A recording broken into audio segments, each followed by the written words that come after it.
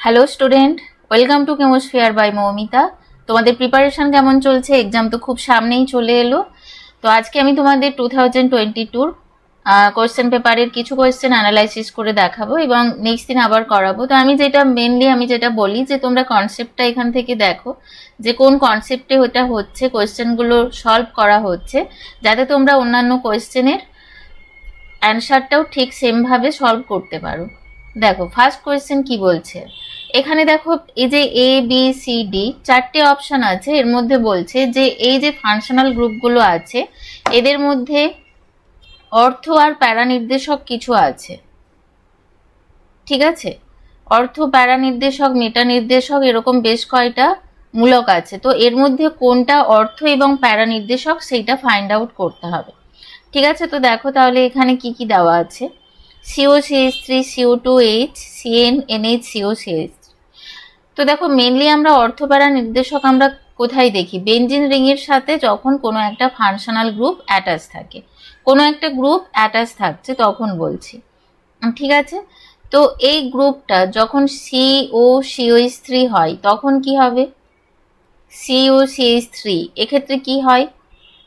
Oxygen CO group, এটা কি? এখানে কি হবে? এখানে ইলেকট্রনটা ঘুরছে।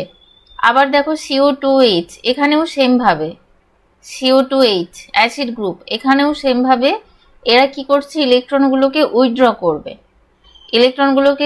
করবে। আবার যদি C ট্রিপল বন্ড N, এটা দেখো এর আবার তিনটে বন্ড আছে, এখানে তিনটে আনস্যাচুরেশন আছে, ঠিক আছে? এটাও কি করে? এটাও কিন্তু ইলেকট্রন উইথড্রয়িং গ্রুপ। তাহলে এখানে আমরা তিনটেই দেখছি ইলেকট্রন উইথড্রয়িং গ্রুপ। এবং ইলেকট্রন উইথড্রয়িং গ্রুপ যারা হয় তারা কি করে? অর্থ প্যারা এই পজিশনগুলোকে ডিঅ্যাক্টিভেট করে দেয়, ঠিক আছে?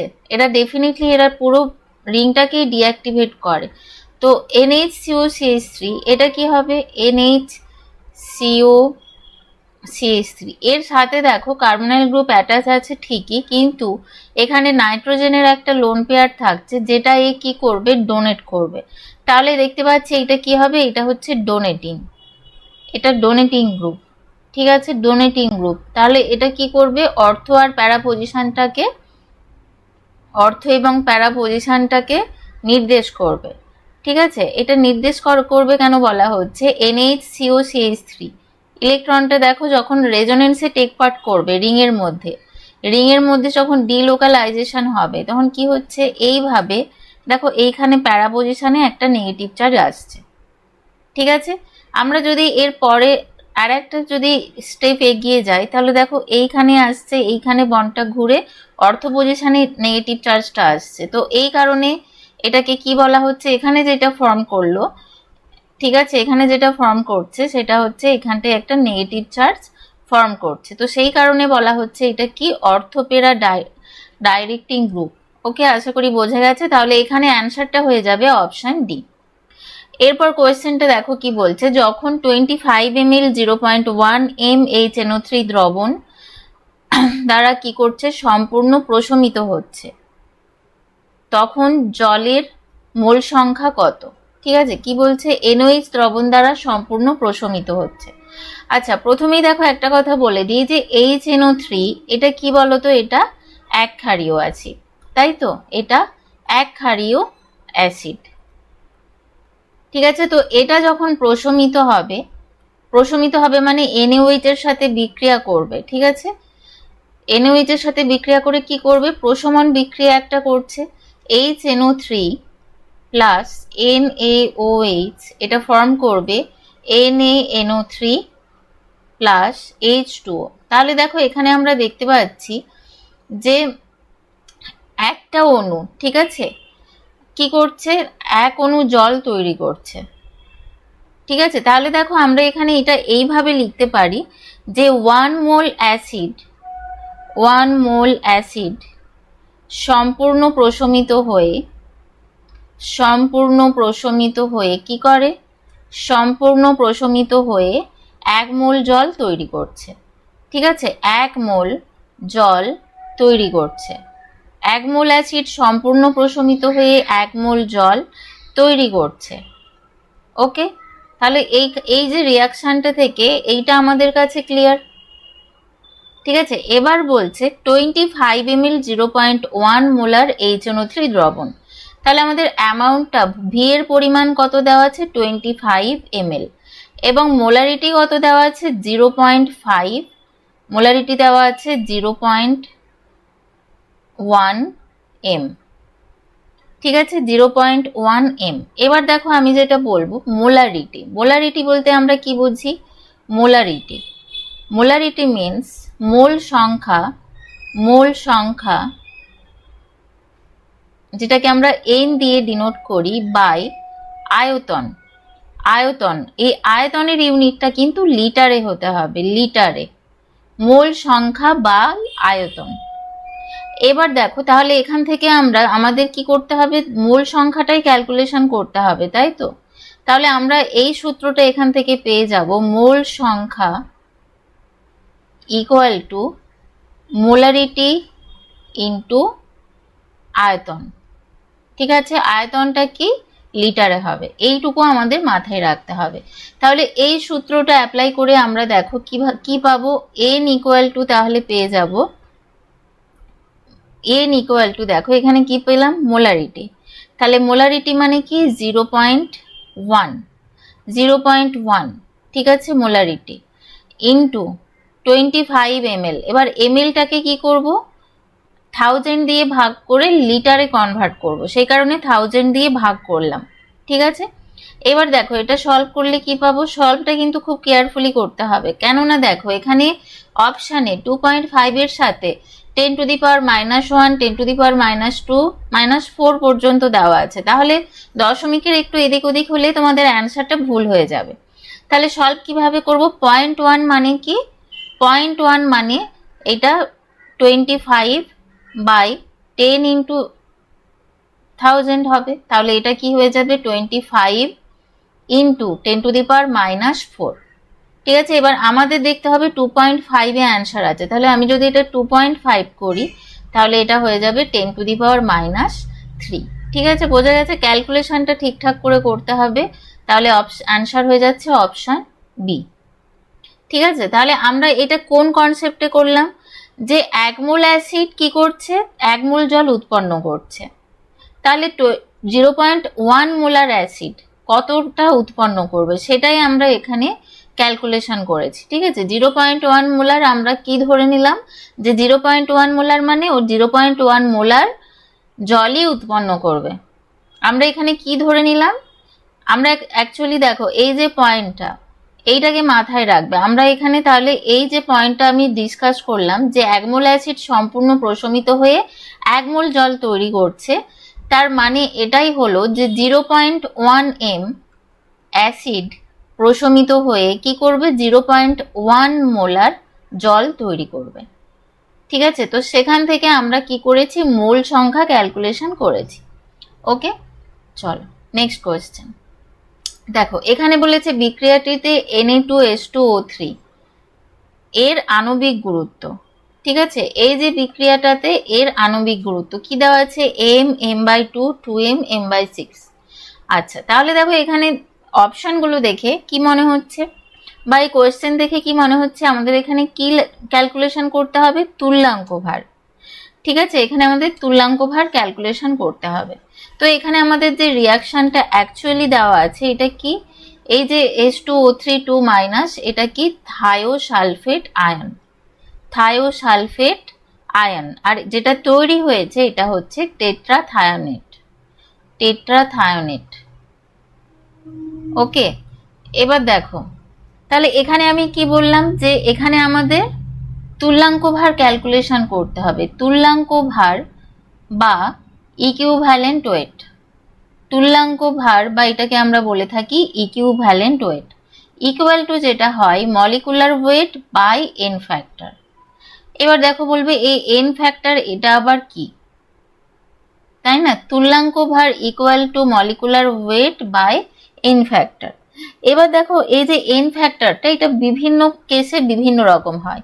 যেমন ধরো তোমরা যদি রেডক্স রিয়াকশন করো তাহলে সেখানে জারণ সংখ্যার যে চেঞ্জ, ঠিক আছে, জারণ সংখ্যার যে চেঞ্জ জারণ সংখ্যার যতটা চেঞ্জ হয় সেটাই হয় এন এর ভ্যালু।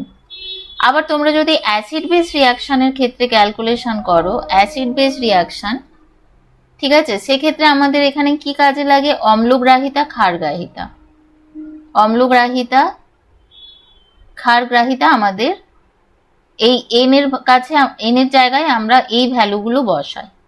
ঠিক আছে, কোনো অ্যাসিড রিয়াকশন, আবার যদি অ্যাসিড বেস একসাথে রিয়াকশন করে সল্ট তৈরি করে, ঠিক আছে, যখন কোনো সল্ট থেকে আমরা সল্টের তুল্যাঙ্ক ভার করি, তখন এখানে টোটাল হয় আমরা নেব টোটাল পজিটিভ চার্জ যত আছে সেটা, অথবা total negative charge, total negative charge. তো আমাদের এখানে দেখো যে কোয়েশ্চেন আমাদের দেওয়া আছে, এখানে আমাদের যে ইকুয়েশন দেওয়া আছে এটা হচ্ছে একটা রেডক্স রিয়াকশন। তাহলে আমরা এখানে কি ক্যালকুলেশন করব?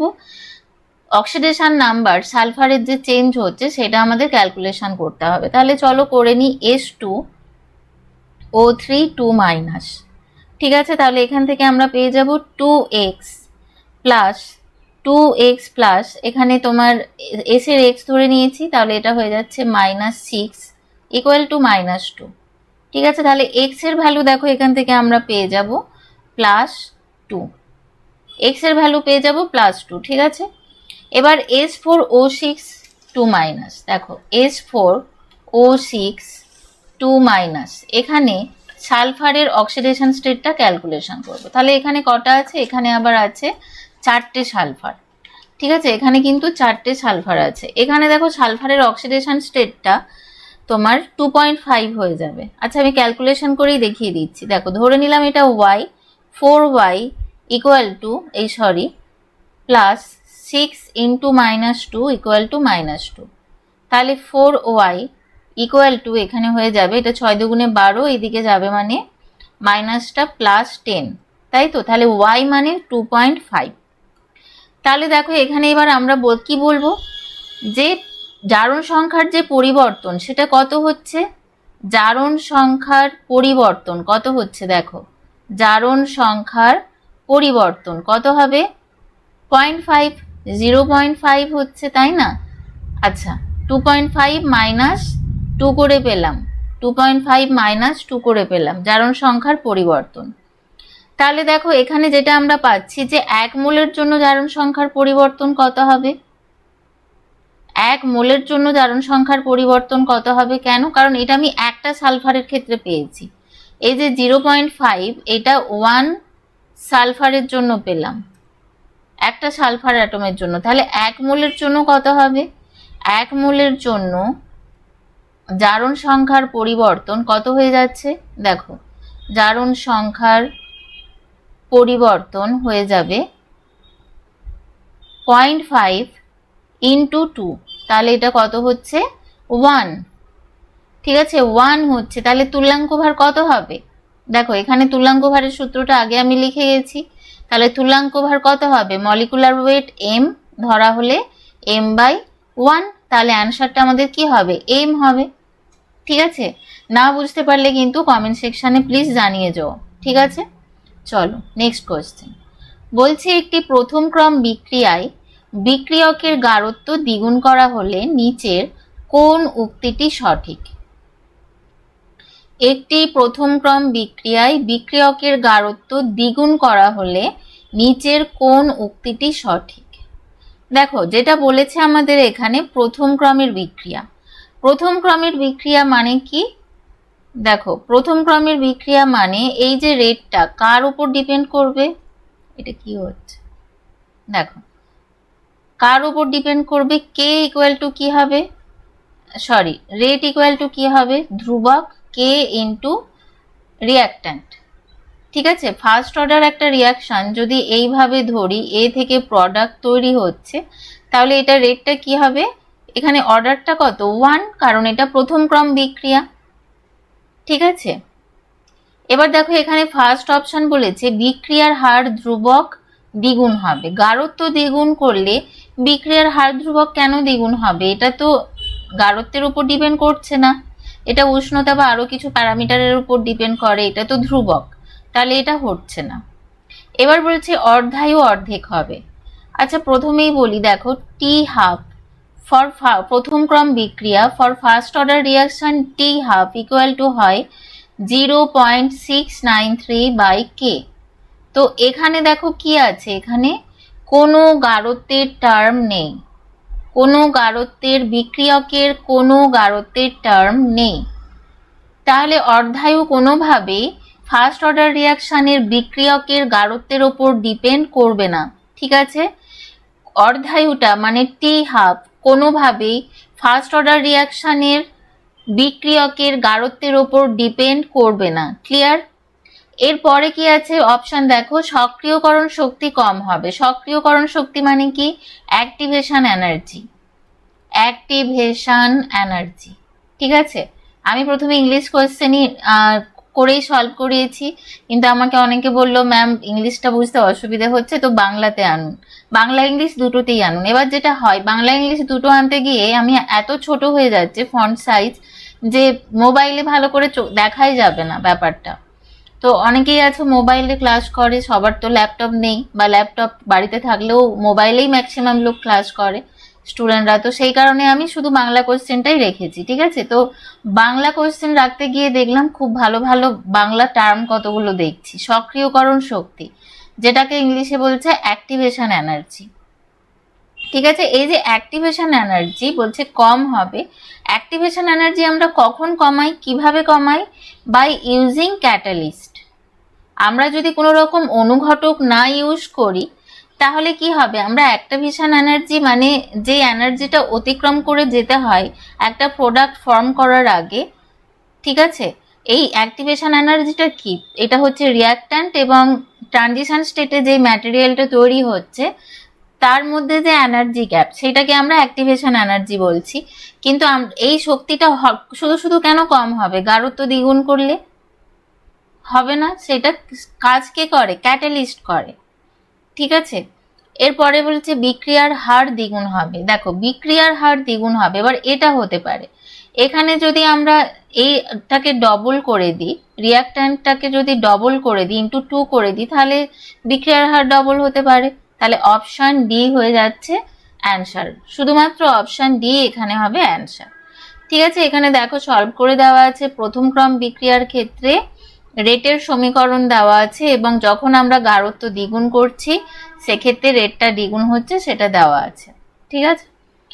নেক্সট, এবার বলছে একটি আদর্শ গ্যাসের সমষ্ণ প্রসারণের ক্ষেত্রে নিচের কোনটি সঠিক। তো দেখো এই যে কোশ্চেনের অ্যান্সারটা নিয়ে একটুখানি মানে আমার একটু কনফিউশন আছে মিন্স, দেখো আদর্শ গ্যাসের সমষ্ণ প্রসারণ, সমষ্ণ মানে কি উষ্ণতা সমান, তাহলে সেক্ষেত্রে তাপমাত্রার পরিবর্তন মানে ডেল্টা ইকুয়াল টু 0 হবে। এবার ডেল্টা ইকুয়াল টু 0 মানে এই যে ডেল ইউ ইন্টারনাল এনার্জি, আভ্যন্তরীণ যে এনার্জি, এটার কোনো চেঞ্জ হবে না, এটা টেম্পারেচারের উপর ডিপেন্ড করে, ঠিক আছে, টেম্পারেচারের উপর ডিপেন্ড করে। আবার যদি আমরা ডেল ইউ ইকুয়াল টু এইভাবেও দেখি এন সিভি ডিটি, তাহলে এখানে ডিটি ইকুয়াল টু 0 হওয়ার জন্য ডেল ইউ 0 হচ্ছে, ডেল ইউ 0, ঠিক আছে। এমনিতে যে কোনো সমষ্ণ পরিবর্তনের ক্ষেত্রে আভ্যন্তরীণ এনার্জি সবসময় মানে আভ্যন্তরীণ এনার্জির পরিবর্তনটা শূন্য হয়। তাহলে অপশন এ হচ্ছে একটা কারেক্ট অ্যান্সার, ডেফিনিটলি পাচ্ছি। তো এই একই কারণে ডেল এইচ তাপের পরিবর্তন এটাও কিন্তু শূন্য হবে, তাহলে এটা ভুল আছে। এবার এনট্রপি টার্মটা নিয়ে আমার একটু কনফিউশন আছে। আমার মতে এটা সঠিক, তার কারণ এখানে বলেছে প্রসারণ, এখানে বলেছে প্রসারণ। এবারে প্রসারণ যখন হবে, ঠিক আছে, ভলিউম যখন ইনক্রিজ করছে তখন কি হবে, তখন র্যান্ডামনেস ইনক্রিজ করবে। র্যান্ডামনেস ইনক্রিজ করা মানে এটা কি হবে, সিস্টেমের ডেলেস বেড়ে যাবে, ডেলেস গ্রেটার দ্যান 0 হওয়ার কথা, ঠিক আছে, ডেলেসটা কি হওয়ার কথা, 0 হওয়ার কথা, ঠিক আছে। তার কারণ দেখো, আচ্ছা এখানটায় ছোট ছোট করে লিখে দিচ্ছি। দেখো প্রসারণ বা এক্সপানশনে গ্যাসের আয়তন তো বৃদ্ধি পাবে, তাই না, সেটাই তো উচিত। তাহলে ডেল এস ইকুয়াল টু যে একটা সমীকরণ আছে N R L N V two by V one, ঠিক আছে। তাহলে ভি টু যখন গ্রেটার দ্যান ভি ওয়ান হবে, V two greater than V one হলে এখানে কি হবে, V2/V1টা কি, V2/V1টা কি, এটা ধনাত্মক, তাই না? তাহলে এটা কি হবে, সেটাও অ্যান্সার হওয়া উচিত, কিন্তু অনেক জায়গায় আমি দেখলাম শুধু অপশন এটাকেই অ্যান্সার করেছে। আচ্ছা চলো নেক্সট কোয়েশ্চেন কি বলছে, একটি 3 মোলার HCl দ্রবণ প্রস্তুতিতে আমি কি প্রস্তুত করছি, এখানে একটা 3 মোলার HCl কি কি থেকে প্রস্তুত করছি, 2m 2 মোলার এবং 6 মোলার HCl এর দ্রবণ দুটো কে মিশিয়ে, ঠিক আছে, উৎপন্ন করছি। তো এখানে কি করা হচ্ছে দেখো, ব্যাপারটা এরকম কাজগুলো কিসে করা হয়, ধরো এরকম দুটো কনিক্যাল নিয়েছি, ঠিক আছে,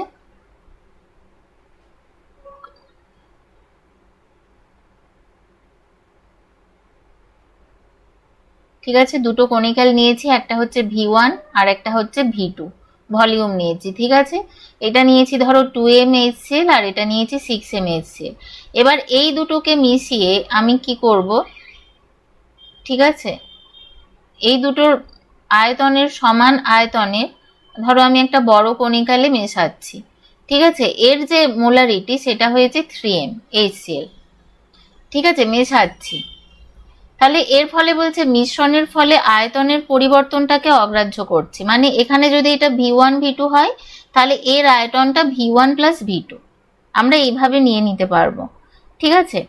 এবার দেখো তাহলে যখন মিশিয়ে দেওয়া হচ্ছে এইখানে কি হবে, যে কন্টেন্টটা মানে নাম্বার অফ পার্টিকেল, ঠিক আছে, এই যে সাবস্ট্যান্সের এখানে নাম্বার অফ পার্টিকেল এখানে যা আছে n1 n2, এখানে কি হবে সেটা n1 n2 n3, তাহলে এখানে কি হবে n3 equal to n1 plus n2 হবে, এটাই হওয়ার কথা, number of particle, total number of particle same থাকবে।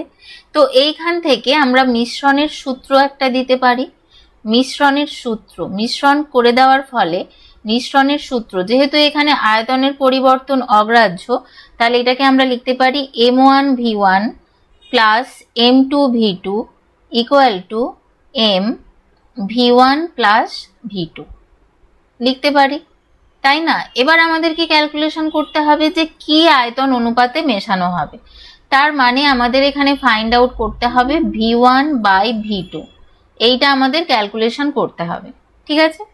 তাহলে আমরা এবার এখানে ডেটাগুলো বসিয়ে দেবো, ঠিক আছে, এটা হচ্ছে কি m1, তাহলে প্রথমে ছিল 2 মোলার আর 6 মোলার, 2 মোলার আর 6 মোলার, ঠিক আছে, তাহলে দেখো এখানে কি হবে 2v1 plus 6v2 equal to, এটা কত ছিল 3 মোলার, তার মানে 3v1 plus 3v2, 3v1 plus 3v2 और তাহলে দেখো হয়ে যাবে v1 ইকুয়াল টু 3v2,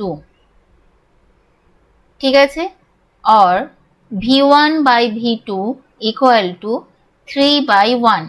আমাদের কিন্তু v1/v2 ক্যালকুলেশন করতে হবে, কারণ দেখো প্রথমে আমাদের 2m দেওয়া ছিল, 2m এরটা আমি v1 ধরেছি এবং 6m এরটা আমি v2 ধরেছিলাম, তাহলে এখানে কিন্তু v1/v2ই ধরতে হবে, v2/v1 করলে হবে না, ঠিক আছে, এটা কিন্তু ভুল হয়ে যাবে, কারণ দেখো এখানে 1:3ও আছে আবার 3:1ও আছে, দেখে করবে, তাহলে অপশন সিটা আমাদের হবে অ্যান্সার। ওকে, চলো নেক্সট কোয়েশ্চেন কি বলছে, নিচের কোন যৌগটির স্ফুটনাঙ্ক সর্বনিম্ন, কোন যৌগটির স্ফুটনাঙ্ক সর্বনিম্ন। তো দেখো আমি প্রথমেই এখানে থিওরিটা একটু প্রথমে ডিসকাস করে দিই, ঠিক আছে, যে কোনো যৌগের স্ফুটনাঙ্ক কার কার ওপর ডিপেন্ড করে, স্ফুটনাঙ্কটা দেখো কিসের কিসের ওপর ডিপেন্ড করে, এক হচ্ছে তোমার পৃষ্ঠতলের ক্ষেত্রফল, পৃষ্ঠতলের ক্ষেত্রফল, ঠিক আছে, আর একটা হচ্ছে তোমার ভান ডার ওয়াল ফোর্স এদের মধ্যে, ঠিক আছে, এইগুলোর ওপরে ডিপেন্ড করে। ওকে, তো আমি যদি এখন দেখো এখানে ড্র করি 2,2 ডাইমিথাইল প্রোপেন, এটা কিরকম দেখতে, তিনটে কার্বন, 2 নম্বর পজিশনে দুটো মিথাইল আছে, ওকে, CH3 CH3, ঠিক গেছি, ও ডবল হয়ে গেল, দাঁড়াও এক সেকেন্ড,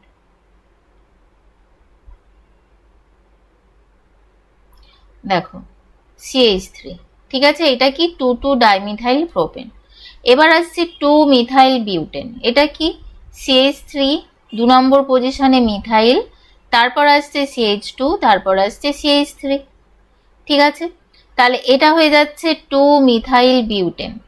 এরপর নেক্সট আসছে সাইক্লোপেন্টেন। সাইক্লোপেন্টেন মানে এইরকম একটা ফিগার রিং। এন পেন্টেন মানে CH3 CH2, normal pentane CH2 CH2 CH3, clear. এবার দেখো এর মলিকুলার ওয়েট কত, দেখো মলিকুলার ওয়েট বলছি, তোমার ফর্মুলা C5H10, কারণ এখানে কি আছে, দুটো করে হাইড্রোজেন আছে প্রত্যেকটাতে। এটার মলিকুলার ফর্মুলা কি C5, দেখো H12, এটার মলিকুলার ফর্মুলা C5H12, এটারও মলিকুলার ফর্মুলা C5H, 2 3 2 5 2 7 2 9 3 12, দেখো তার মানে molecular weight same. Molecular weight নিয়ে আমরা কিছু বলতে পারবো না। এখানে আর একটা পয়েন্ট এখানে দিয়ে দিই, স্ফুটনাঙ্ক অ্যাকচুয়ালি ডিপেন্ড করবে পৃষ্ঠতলের ক্ষেত্রফল, ভান ডার ওয়াল ফোর্স, আর একটা হচ্ছে মলিকুলার ওয়েটের ওপরেও ডিপেন্ড করে। তো এখানে দেখো আমরা এই তিনটের ক্ষেত্রে দেখতে পাচ্ছি C5H12 হচ্ছে এদের ফর্মুলা। এবার এটা দেখো C5H10, এটা আলাদা, কিন্তু রিং সিস্টেম যখন হয় তখন এদের কি হয়, এরকম পার্টিকেল অনেক কাছাকাছি থাকতে পারে, ঠিক আছে, এরকম পার্টিকেলগুলো অনেক কাছাকাছি থাকতে পারে একে অপরের কাছে, তো সেই কারণে এদের মধ্যে ফোর্সটা অনেক বেশি হয়, তো এটার সবসময় বেশি হবে। তাহলে এটার স্ফুটনাঙ্ক কি হবে, স্ফুটনাঙ্ক হাইয়েস্ট হবে, কিন্তু এটা আমাদের জানতে চাইনি, আমাদের জানতে চেয়েছে লোয়েস্ট কার। তাহলে আমি বাকিগুলোর মধ্যে কম্পেয়ার করব, ঠিক আছে। দেখো এটাকে আমি নাম দিচ্ছি A, এটাকে নাম দিচ্ছি B, এটাকে নাম দিলাম C, ঠিক আছে। তাহলে দেখো আমি নেক্সট পেজে দেখাচ্ছি A B C। তো আমরা যখন C থেকে B থেকে A এর দিকে যাচ্ছি একটা জিনিস লক্ষ্য করছি, দেখো ব্রাঞ্চিং ইনক্রিজ করছে, মলিকুলার ফর্মুলা কিন্তু সেম, ব্রাঞ্চিং ইনক্রিজ করছে, এই কারণে কম্পারিশন করতে সুবিধা হবে, যেহেতু মলিকুলার ফর্মুলা সেম, ব্রাঞ্চিং কি করছে, ইনক্রিজ করছে, ওকে। এবার ব্রাঞ্চিং যখন ইনক্রিজ করছে তখন দেখো কি হচ্ছে, এরা কি হচ্ছে, মানে এদের পৃষ্ঠতলের ক্ষেত্রফল কমছে না, ব্রাঞ্চিং ইনক্রিজ করে যাচ্ছে, মানে একটা লম্বা চেন যখন ছিল তার চেয়ে এটার পৃষ্ঠতলের ক্ষেত্রফল কি হচ্ছে, কমে যাচ্ছে, পৃষ্ঠতলের ক্ষেত্রফল ডিক্রিজ করছে, এবং পৃষ্ঠতলের ক্ষেত্রফল যখন ডিক্রিজ করছে এদের কি হচ্ছে, ভান ডার ওয়াল ফোর্স এটাও ডিক্রিজ করছে অ্যাট দ্য সেম টাইম, তাহলে কি হচ্ছে, বয়েলিং পয়েন্ট ডিক্রিজ করে যাচ্ছে। তাহলে এর বয়েলিং পয়েন্টটা কি হবে, সবচেয়ে এখানে কম হবে, ঠিক আছে, এর বয়েলিং পয়েন্ট সবচেয়ে কম হবে। দেখো এখানে ডিটেলসে দেওয়া আছে পৃষ্ঠতলের ক্ষেত্রফল এবং ভান ডার ওয়াল ফোর্সের সাথে কিভাবে যুক্ত। পৃষ্ঠতলের ক্ষেত্রফল যত বেশি হয় কি হয়, অণুগুলোর মধ্যে ভান ডার ওয়াল আকর্ষণ বল তত শক্তিশালী হয় এবং স্ফুটনাঙ্ক বৃদ্ধি পায়, ঠিক আছে। আর ব্রাঞ্চিং কি করে, কার্বন শৃঙ্খলের শাখার সংখ্যা যত বাড়ে অণুটি তত বেশি গোলাকার রূপ ধারণ করে, ঠিক আছে। তো আমরা কি জানি, গোলকের পৃষ্ঠতলের ক্ষেত্রফল সবচেয়ে কম হয়, এর ফলে কি হচ্ছে, অণুগুলির পারস্পরিক আকর্ষণ বল কমে যায় এবং স্ফুটনাঙ্কটাও হ্রাস পাচ্ছে, ঠিক আছে, স্ফুটনাঙ্ক proportional to 1 by number of branches, ঠিক আছে। আশা করি ক্লিয়ার। তাহলে এটা হয়ে যাবে আমাদের অ্যান্সার এখানে, ঠিক আছে। নেক্সট কি বলছে দেখো, নিম্নলিখিত যৌগগুলির মধ্যে দুর্বলতম ক্ষার হলো কোনটা, উইক বেস। দেখো দুর্বলতম ক্ষার মানে কোনটি, উইক বেস, ওকে। তাহলে এখানে দেখো ছবিটা দেখাই, অ্যানিলিন প্রথমে আছে আমাদের অ্যানিলিন, তাহলে অ্যানিলিন NH2, ঠিক আছে, মিথাইল অ্যামাইন NH2 CH3, ঠিক আছে, এই হচ্ছে মিথাইল ডাইমিথাইল অ্যামাইন কি হবে NH CH3 ওকে। তাহলে এখানে দেখো প্রত্যেকটাতে লোন পেয়ার আছে। আর একটা আছে ট্রাইমিথাইল অ্যামাইন CH3 ঠিক আছে, এটাতে বোঝানোর সেরকম কিছুই নেই, বুঝতেই পারছো। দুর্বলতম ক্ষার কে, দেখো এখানে এখানে যে লোন পেয়ারটা আছে এটা কি হবে, লোন পেয়ারটা এখানে আছে। এবার এই যে CH3 এটা কি হচ্ছে, এর প্লাস হাই এফেক্টের মাধ্যমে কি করবে, ইলেকট্রন ডোনেট করছে, মানে নাইট্রোজেনের মাথায় অক্সিজেন তোমার লোন পেয়ারের ডেনসিটি আরো বেশি ইনক্রিজ করছে। এদিকে এখানে দুটো CH3 আছে, মানে দুটো CH3 এর সম্মিলিত এফেক্টে এখানে কি হবে, এখানে ইলেকট্রন ডেনসিটি আরো বেশি ইনক্রিজ করবে। আর এখানে আবার তিনটে মিথাইল আছে, তার মানে এখানে আরো বেশি ইনক্রিজ করবে, মানে ক্ষারকীয়তা অনেক বেশি হবে। কিন্তু এখানে দেখো অ্যানিলিনের ক্ষেত্রে লোন পেয়ারটা কি হবে, রেজোনেন্সে টেক পার্ট করবে, ইজিলি অ্যাভেলেবেল হবে না, তাহলে এর কম হবে অনেক। ঠিক আছে, বোঝা গেল।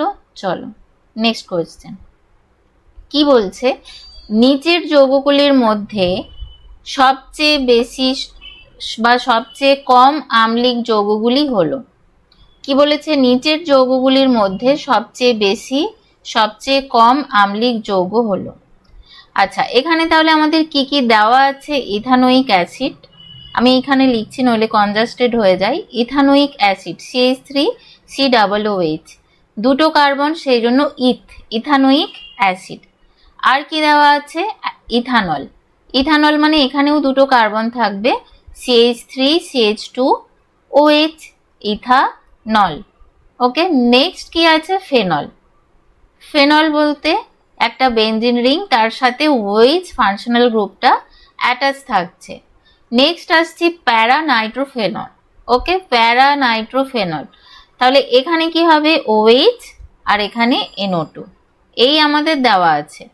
এবার আমাদের কি বলেছে যে সবচেয়ে কম আম্লিক বা সবচেয়ে বেশি আম্লিক ফাইন্ড আউট করতে হবে। তাহলে দেখো এটা এবার আমরা করি কিভাবে, দেখো একটা অ্যাসিড, এটার অ্যাসিডিটি ডিপেন্ড করে কার উপর, এই যে H+ আয়ন রিলিজ করার পরে কি তৈরি করে, কনজুগেট বেস। ঠিক আছে, কি ফর্ম করে, কনজুগেট বেস। তাহলে এই যে কনজুগেট বেস, এটার স্টেবিলিটির উপর ডিপেন্ড করে যে কোনটা বেশি আম্লিক হবে কোনটা কম আম্লিক হবে। H+ ডোনেশন করার পরে যে কনজুগেট বেসটা তৈরি হচ্ছে তার স্টেবিলিটির উপর ডিপেন্ড করবে যে কোনটা বেশি আম্লিক হবে কোনটা কম আম্লিক হবে। ওকে, এবার দেখো এখানে আমি তাহলে এক্সাম্পল দেখাই। এখানে আছে আমাদের ইথানল, ঠিক আছে, ইথানল থেকে আমি শুরু করছি, এটা আমি পরে বলছি। ইথানলে কি আছে, এদের মোটামুটি প্লাস হাই এফেক্ট একটা থাকে। ঠিক আছে, এখানে যে নেগেটিভ চার্জটা তৈরি হবে, ধরো এখানে নেগেটিভ চার্জ তৈরি হচ্ছে C2H5O-, এই গ্রুপের আবার অ্যালকিল গ্রুপের আবার প্লাস হাই এফেক্ট কি করবে, এটাকে ডিস্টেবিলাইজ করবে। ঠিক আছে, এবারে এই দুটো, তার মানে এটার কি হবে, এটা সবচেয়ে কম আম্লিক, এখানের মধ্যে আমি আগেই লিখে দিলাম কম আম্লিক। এবারে এখানে দেখো দিয়েছে ফেনল কি হবে, ফেনলের যে ফেনক্সাইড আয়নটা তৈরি হবে O-, সেটা কি হবে, রেজোনেন্স সে টেক পার্ট করবে এবং এটা স্টেবল হবে ডেফিনেটলি। আবার যখনই প্যারা পজিশনে নাইট্রো গ্রুপ আছে তখন এখানে কি হবে, ইলেকট্রন ডেনসিটিটা নাইট্রো গ্রুপের মধ্যে ডিলোকালাইজড হবে, মানে এটা আরো বেশি স্টেবল হবে। তাহলে এই দুটোর মধ্যে কম্পেয়ার করলে এই যে প্যারানাইট্রোফেনল, এর অ্যাসিডিটি কিন্তু ফেনলের চেয়ে বেশি, রাইট। এবারে পড়ে থাকলো অ্যাসিটিক অ্যাসিড বা মিথানোয়িক অ্যাসিড। দেখো এটা যখন কনজুগেট বেস তৈরি করবে CH3COO-, এটা কি করবে, এটা রেজোনেন্সে থাকবে, এটা আবার ফর্ম করবে কি এইভাবে, রেজোনেন্সে থাকবে O-, এটা আবার ডাবল বন্ড ফর্ম করবে। এই যে স্ট্রাকচারটাকে, এটাকে আমরা বলে থাকি ইকুইভ্যালেন্ট রেজোনেটিং স্ট্রাকচার। ওকে, এবং এই ইকুইভ্যালেন্ট রেজোনেটিং স্ট্রাকচার যখন কোনো কনজুগেট বেস শো করে তখন তার অ্যাসিডিটি খুব হাই হয়। তাহলে এটা কি হবে? এটা হবে বেশি আম্লিক। ওকে, বোঝা গেছে? না বুঝতে পারলে কিন্তু কমেন্ট সেকশনে জানিও। তাহলে দেখো আমরা দেখলাম সবচেয়ে বেশি আম্লিক কে? ইথানোয়িক অ্যাসিড হাইয়েস্ট, আর ইথানল সবচেয়ে কম। তাহলে 1 আর 2 হয়ে যাবে আমাদের অ্যান্সার অপশন সি। ওকে, চলো নেক্সট কোশ্চেন বলছে দেখো CnH20n এই সাধারণ সংকেত বিশিষ্ট হাইড্রোকার্বনগুলি বলতে বোঝায় কাকে? বোঝায় কেবলমাত্র অ্যালকেন, তো এটা তোমরা মোটামুটি সবাই জানো। দেখো CnH অ্যালকেনের কি হয়? CnH2n+2, কারণ এখানে আনস্যাচুরেশন থাকে না, হাইড্রোজেনের সংখ্যা বেশি। আর অ্যালকিনের ক্ষেত্রে কি হয়? CnH2n, যেমন দেখো CH2H2, তাই না? C = 2 বসালে H কত হবে? 4। দেখো এখানে সেটাই পাচ্ছি। এরকম আর একটা দেখো দেখাচ্ছি CH2 ডাবল বন্ড CH3, তিনটে কার্বন, তার ডাবল হাইড্রোজেন থাকবে 6টা, দেখো 6টাই আছে, তার মানে অ্যালকিন। কেবলমাত্র অ্যালকাইন না, এটা হবে না, এখানে আবার হাইড্রোজেনের সংখ্যা কমে যাবে, H2n-2। অ্যালকাইনের ক্ষেত্রে হবে CnH2n-2। ঠিক আছে, দেখো এবারে তাহলে কোনটা অ্যান্সার হবে? কি মনে হবে যে অ্যালকেন হবে? না, পুরো কোয়েশ্চেন ভালো করে পড়ে দেখো। এর পরে দিয়েছে দেখো অ্যালকিন সাইক্লোঅ্যালকেন দিয়েছে। তাহলে দেখো অ্যালকিনটা তো আমরা দেখলাম আমরা যে অ্যান্সার হবে, কিন্তু অ্যালকিনের সাথে আবার সাইক্লোঅ্যালকেন দিয়েছে। তাহলে সাইক্লোঅ্যালকেন দেখা যাক করে। দেখো আমি যদি একটা নর্মাল বিউটেনকে সাইক্লিক ফর্মে ড্র করি, এটা কি? Cyclic butane. তাহলে এক্ষেত্রে 4টে কার্বন, আর এখানে প্রত্যেকটাতে 2টো করে হাইড্রোজেন আছে, তাহলে কত হচ্ছে? C4H8। দেখো তাহলে এটা কি করছে? CnH2n, এটা ফর্মুলাটা স্যাটিসফাই করছে। আবার যদি আমরা একটা ট্রাইসাইক্লিক কম্পাউন্ড ফর্ম করি, ঠিক আছে, সাইক্লিক প্রোপেন, তাহলে এখানে C3H6 হচ্ছে, এটাও CnH2n ফর্মুলাটা স্যাটিসফাই করছে। তার মানে দেখো কি হবে? সাইক্লোঅ্যালকেনও হবে, তাই তো? সাধারণ সংকেত, তাহলে অ্যালকিন এবং সাইক্লোঅ্যালকেন হয়ে যাবে অ্যান্সার। ওকে, নেক্সট দেখো কি বলছে, অ্যাসিটামাইডের সাথে রিয়াকশন দিয়েছে PCl5 এর। তো এটা বিক্রিয়াজাত পদার্থ কোনটা? বিক্রিয়াজাত পদার্থ হয়ে যাবে তোমার CH3CN হবে বিক্রিয়াজাত পদার্থ। ঠিক আছে, রিয়াকশনটা কি? CH3CONH2 প্লাস PCl5, এখানে ফর্ম করবে CH3CN plus POCl3 plus 2HCl। ঠিক আছে, এই হচ্ছে রিয়াকশনটা, এখানে CH3CN এখানে ফর্ম করছে। ওকে, নেক্সট দেখো নেক্সট কোশ্চেন বলছে দ্বিত আয়ন ভূমিকায় গ্লাইসিন অবস্থান করে কোন কন্ডিশনে? সমতাড়িত বিন্দু, pH = 0, pH = 14। আচ্ছা দেখো দ্বিত আয়ন মানে প্রথমেই বলে দিই, দ্বিত আয়ন মানে হচ্ছে জুইটার আয়ন। ওকে, আর সমতাড়িত বিন্দু মানে আইসোইলেকট্রিক পয়েন্ট। তো দেখো গ্লাইসিনের মধ্যে কি থাকে? 2টো গ্রুপ থাকে, NH2 আর COOH, এই 2টো গ্রুপ থাকে। ঠিক আছে, এইটা কি? এই যে গ্লাইসিনটা হচ্ছে সবচেয়ে সরল অ্যামাইনো অ্যাসিড। ওকে, এটা হলো সবচেয়ে সরল অ্যামাইনো অ্যাসিড। ঠিক আছে, এবার দেখো কোনো একটা নির্দিষ্ট পিএইচে, যেটাকে আমরা বলে থাকি আইসোইলেকট্রিক পয়েন্ট, সেই পয়েন্টে কি হয়? H+COH ডোনেট করে দেয়, দিয়ে C+O- ফর্ম করে, এবং ওই H+টা NH2 অ্যাকসেপ্ট করে NH3+ ফর্মে অবস্থান করে। তখন আমরা গ্লাইসিনকে বলবো জুইটার আয়ন। তো এই যে জুইটার আয়নটা কখন ফর্ম করে? মোটামুটি ওই pH 5.9 এর কাছাকাছি হলে ফর্ম করে। তো এইটাকে বলা হচ্ছে আইসো ইলেকট্রিক পয়েন্ট। এটার অ্যান্সার হয়ে যাবে আইসো ইলেকট্রিক পয়েন্ট। ঠিক আছে, আজকের লাস্ট কোয়েশ্চেনে চলে এসেছি, পার্ট 2 আবার কালকে নিয়ে আসবো। ঠিক আছে, চলো করে নি। যৌগ এক্স এবং মিথানল H2SO4 অনুঘটকের উপস্থিতিতে উত্তপ্ত করলে উইন্টারগ্রিনের গন্ধ পাওয়া যায়।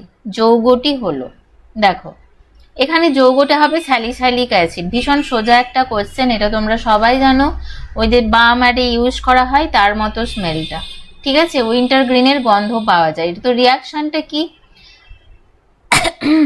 রিয়াকশনটা কি? স্যালিসাইলিক অ্যাসিড OH COOH, এবার এটাকে মিথানলের প্রেজেন্সে CH3CO H2SO4 অনুঘটক হিসেবে এখানে কাজ করছে। ঠিক আছে, অনুঘটক হিসেবে এখানে কাজ করছে CH3OH মিথানল। এবার এখানে ফর্ম করছে কি? উইন্টারগ্রিনের গন্ধযুক্ত আমরা এখানে একটা এস্টার পাচ্ছি। এস্টারের সুগন্ধ হয়, এটা তোমরা জানো সবাই, COOCH3 একটা আমরা এস্টার পাচ্ছি। ঠিক আছে, এই হচ্ছে রিয়াকশন। ওকে, অনুঘটকের উপস্থিতিতে বিক্রিয়া করে মিথাইল স্যালিসাইলেট ফর্ম করছে একটা এস্টার, এটা হচ্ছে মিথাইল স্যালিসাইলেট। ওকে, তাহলে অ্যান্সারটা হয়ে যাবে স্যালিসাইলিক অ্যাসিড। ঠিক আছে, আশা করি বুঝতে পেরেছো তোমরা কোয়েশ্চেনের অ্যান্সারগুলো। তো তোমরা যদি ডিটেলসে কেউ যারা দেখবে ভিডিওটা তাদের উদ্দেশ্যে বলি, যারা ডিটেলসে কেমিস্ট্রি শিখতে চাও তারা ডেফিনেটলি এই নম্বরে কন্ট্যাক্ট করে নেবে। ঠিক আছে, চল, থ্যাংক ইউ।